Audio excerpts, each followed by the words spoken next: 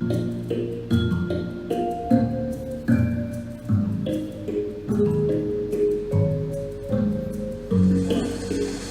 really love the whole issue of flight in birds. It's just amazing to see them so effortlessly. To be able to just take off, glide, land. We go through a lot of stuff to try to get mechanical things to fly, and the beauty associated with it as well. Oh yeah. Yeah, you can see a number of different forms there. There's a lot of doves in here. They're a member of a single created kind. And the one with a really long tail. Oh yeah, the really long tail. Definitely a mating display. That is very attractive to female birds. Oh, is that right? Oh yeah, definitely. Well, Todd, here's the question, because I've been involved with flight, and it's a complex thing. I mean, it's not an easy thing.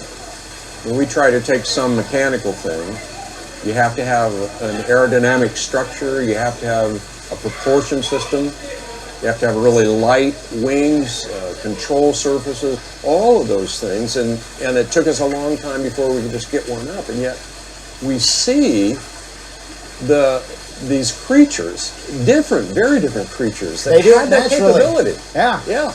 How do you see that as a biologist? It's amazing. And it's not just birds. So if you're thinking of this in sort of evolutionary terms, you'd have amazing attributes like this you would think would have a single origin, but this one has at least 4 origins. At least 4. So we see powered flight in birds. We see it in bats, which are mammals. We see it in pterodactyls, which are birds or mammals. We see it in insects. We've got at least 4 times that powered flight originated. Mm-hmm. And then you've got all the gliders, the flying squirrels, the flying frogs, the flying fish, all those things that just sort of glide. They still have the aerodynamics, they just can't keep themselves up. Mm-hmm. And for me, I'm thinking, this is a lot easier to explain if God created the flying things, and that's where flight came from. I don't have to worry about getting all my ailerons right and all my aerodynamic things and make sure my wing angles are correct.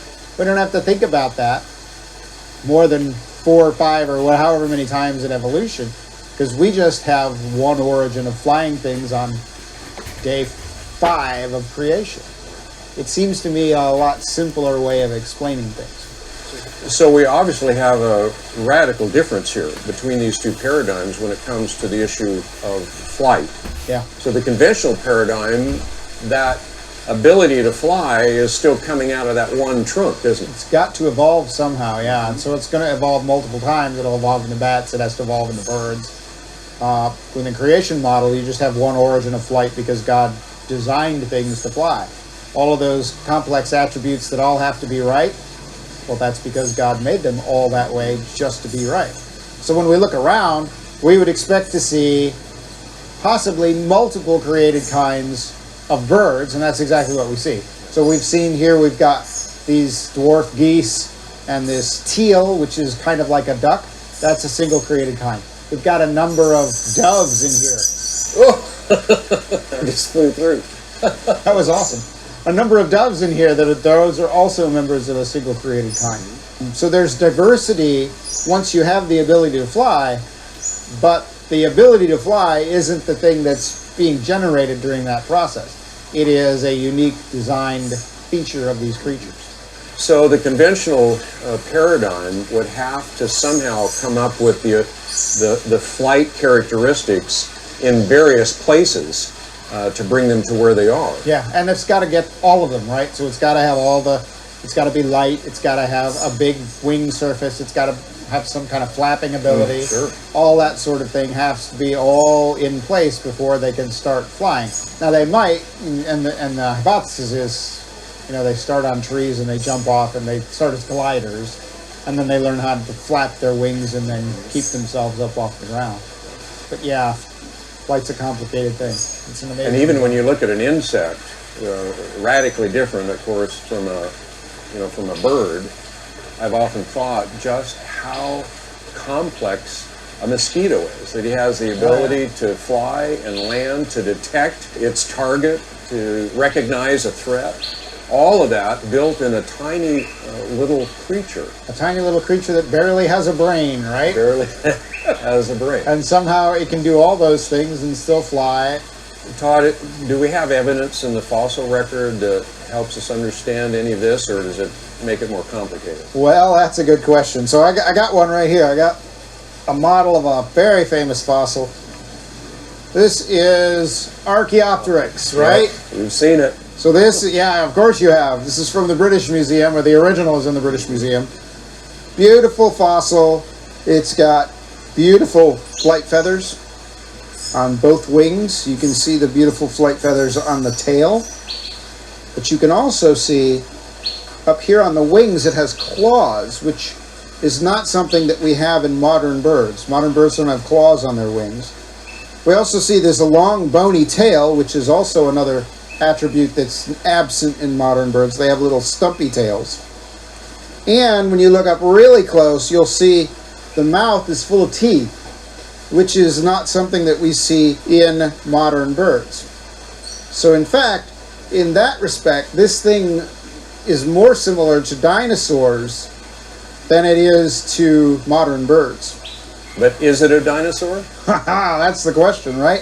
So the conventional model would say this is the transitional form, or close to it, that leads to birds. Now, I've looked at this myself, several different studies on this that have been published, and I can tell you, this isn't like Mesohippus, that horse thing that we could say this is part of the horse kind. This is one of those intermediate forms that has traits of two different created kinds, but it's its own created kind. It's its own separate group. So now we can wonder about, well, why does it have these traits of more than one created kind? But it's not really a transition. It's separate from dinosaurs, and it's separate from birds. It's different from both. It's its own thing. So it's not really what we would think of as a transition, right? There was never a transition there, so it's not a transition. We'd have to call this an intermediate, which is why I like that word intermediate better than I like transitional. Because I don't have to imply there was a transition. This is a form of mosaic. That's the term we use for a creature that has different traits from different created kinds. This, however, is its own unique created kind. So that's Archaeopteryx. And it obviously has, I mean, I can see here, I mean, these are beautiful feathers that were on this creature. Yeah, we've got multiple fossils of Archaeopteryx showing the feathers. And they all got those claws on their wings, and they do have those beautiful flight feathers, very clearly shaped for flying. Now, whether this thing actually flew or not, it might be a glider, we don't really know, because, you know, it's dead. But it definitely has those fascinating combination of traits in its own unique created kind. Todd, are there any creatures alive today that we would look at and say that's a mosaic? Sure. Duck-billed platypus, right? Oh, yeah. So duck-billed platypus got that beak like a bird. It's got fur like a mammal. Makes venom like a snake. It's got all these weird traits all sort of jumbled together into a single critter, which makes it a mosaic, much like Archaeopteryx here is a mosaic. So yeah, they're alive now. So people might look at the duck-billed platypus today and say that's a transitional form. Sort of. The way they would phrase it is a stem mammal. Okay. And the stem mammal would mean on the stem that leads to mammals, this is a side branch. So they wouldn't necessarily say it's the actual transition. There's other things they would use for that. But it's definitely sort of representative of the base of the mammal tree. But, you know, from a creationist perspective, it is its own unique created kind. And I can show that again with our analyses. So for me, it's better understood as a mosaic. And the better question is, why does it have traits from multiple created kinds? Since it's not really a stem mammal and it's not really a transitional form.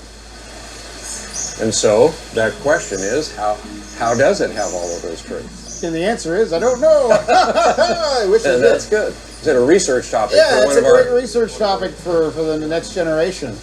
I've been working on those for years, but I've not gotten a good answer. Well, we need some students to come along and do that.